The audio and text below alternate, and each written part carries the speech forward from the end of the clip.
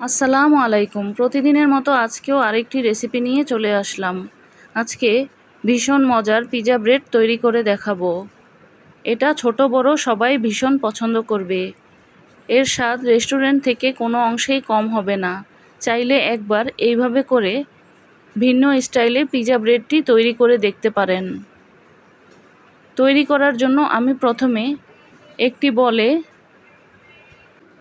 2 cup কুসুম গরম দুধ নিয়েছি। চাইলে শুধু পানি দিয়েও ডোটা তৈরি করে নিতে পারেন। 2 চা চামচ ইস্ট। এবার ইস্টটাকে দুধের সাথে নাড়াচাড়া দিয়ে ভালোভাবে মিশিয়ে নেব। 2 টেবিল চামচ চিনি,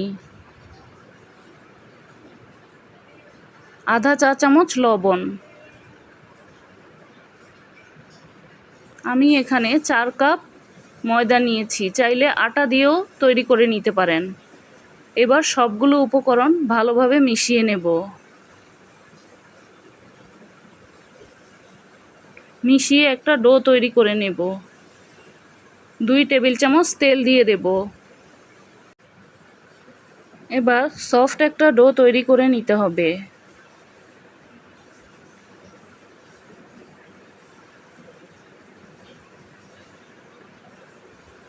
হাত দিয়ে খুব ভালোভাবে মথে নিয়ে একটা ডো তৈরি করে নিতে হবে।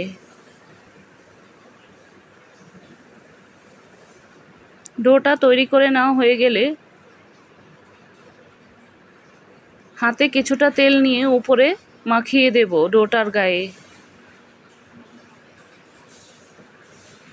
এবার ঢাকনা দিয়ে 2 ঘন্টার জন্য গরম জায়গায় রেখে দেব। এদিকে আমি আধা কাপ পরিমাণ মুরগির বুকের মাংস ছোট ছোট টুকরো করে কেটে নিয়েছি। এবার চুলায় একটি প্যান বসিয়ে তেল দিয়ে দেব। সাথে কিছুটা পেঁয়াজ কুচি দিয়ে দেব।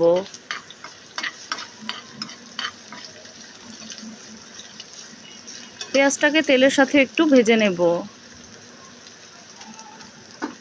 সাথে সামান্য একটু লবণ দিয়ে দেব।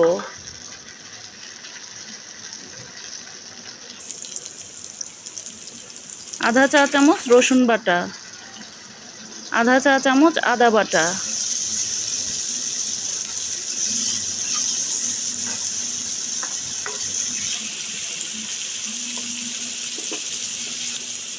আধা চা চামচ জিরার গুঁড়া, আধা চা চামচ ধনিয়ার গুঁড়া, আধা চা চামচ লাল মরিচের গুঁড়া, আধা চা চামচ গরম মশলার গুঁড়া। সামান্য পানি দিয়ে দেব। দিয়ে এবার মশলাটাকে একটু কষিয়ে নেব। সাথে দিয়ে দেব আধা চা চামচ কালো গোলমরিচের গুঁড়া।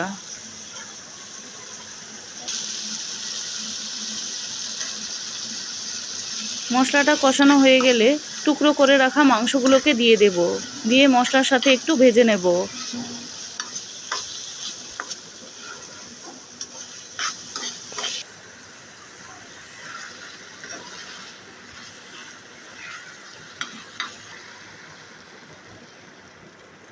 ভেজে নেওয়া হয়ে গেলে এবার সামান্য একটু পানি দিয়ে দেব মাংসটা সিদ্ধ হবার জন্য। পানিটা শুকিয়ে আসলে 1 টেবিল চামচ সয়া সস দিয়ে দেব। আর সামান্য পরিমাণ হলুদ ক্যাপসিকাম, লাল ক্যাপসিকাম দিয়ে দেব। সাথে 4টি কাঁচামরিচ কুচি করে দিয়েছি।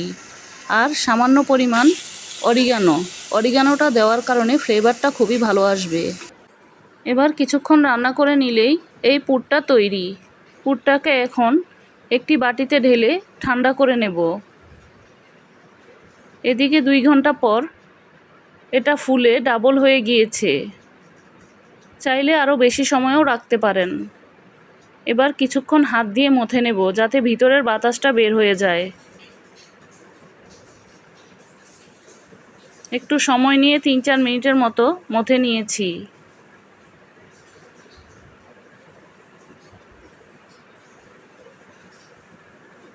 মথে নেওয়া হয়ে গেলে এবার ডোটাকে ভাগ করে নেব। একটি ছুরি দিয়ে আমি 2 ভাগ করে নিয়েছি। তারপর একটা ভাগ থেকে 2 টুকরা করে নিয়েছি আর আরেকটা ভাগকে 4 টুকরো করে নিয়েছি।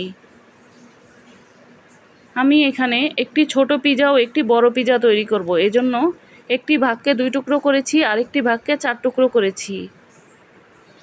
এবার একটি বড় ভাগ নিয়ে এইভাবে করে রুটি বেলে নেব। এবার রুটিটাকে এভাবে প্লেটে বিছিয়ে দেব। প্লেটে আমি আগেই কিছুটা তেল ব্রাশ করে নিয়েছিলাম। একটি কাঁটা চামচ দিয়ে এভাবে ছিদ্র করে দেব যেন ভিতরে বাতাস না থাকে।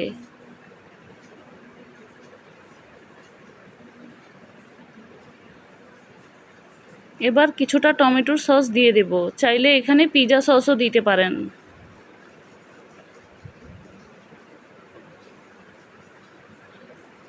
উপরে এবার তৈরি করে রাখা মাংসের পুরটাকে দিয়ে দেব আর কিছুটা চিজ গ্রেট করে দিয়েছি। চিজটা দেওয়ার কারণে খেতে খুবই ভালো লাগবে। ছোট এক টুকরা ডো নিয়ে একটি রুটি বেলে নিয়েছি। তারপর এইভাবে করে পিৎজা কাটার দিয়ে এরকম চিকন চিকন করে কেটে নেব। চাইলে আপনারা ছুরি দিয়েও কেটে নিতে পারেন। দেখে বুঝে নেবেন কিভাবে তৈরি করছি। পুরোটা রুটিকে আমি এইভাবে চিকন চিকন করে কেটে নিয়েছি। এবার এভাবে করে বসিয়ে দেব।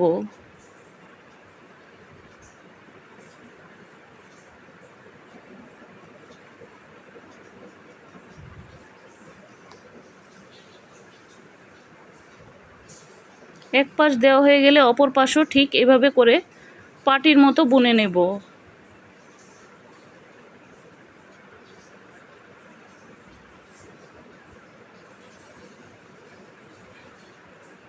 এবার আরেক টুকরা ছোট ডো নিয়ে এইভাবে লম্বা করে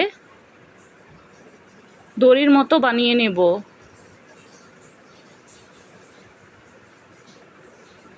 এটার চারপাশে এবার আটকে দেব।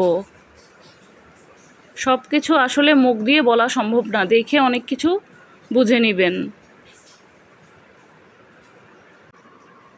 তৈরি করা হয়ে গেলে এবার 10 মিনিটের জন্য এটাকে রেস্টে রেখে দেব। পানি দিয়ে আমি এই জয়েন্টটাকে আটকে দিয়েছি। এদিকে 1 টেবিল চামচ দুধের সাথে একটি ডিমের কুসুমকে ভালোভাবে ফেটিয়ে নিয়ে 10 মিনিট পর পিৎজাটার উপরে ব্রাশ করে দেব। এতে করে কালারটা খুবই সুন্দর আসবে। চুলায় একটি পাতিল বসিয়ে আমি আগে থেকেই গরম করে নিয়েছিলাম। এবার কাগজ বিছিয়ে একটি স্ট্যান্ড দিয়ে দেব। কাগজটা দেওয়ার কারণে উপরের কালারটা খুবই ভালো আসবে। এবার পিৎজার প্লেটটা বসিয়ে দেব। ঢাকনা দিয়ে ঢেকে 30 মিনিটের মতো আমি বেক করে নিয়েছি। 30 মিনিট পর দেখতেই পাচ্ছেন পিৎজাটা বানানো হয়ে গেছে। তৈরি হয়ে গেল ভীষণ মজার চিকেন পিৎজা ব্রেড। চাইলে আপনারা এইভাবে করে একবার তৈরি করে দেখতে পারেন। এর স্বাদ রেস্টুরেন্ট থেকে কোনো অংশেই কম নয়। ভিডিওটি যদি ভালো লেগে থাকে একটি লাইক দিতে পারেন। আবারও দেখা হবে নতুন কোনো রেসিপি নিয়ে। সেই পর্যন্ত ভালো থাকুন, সুস্থ থাকুন।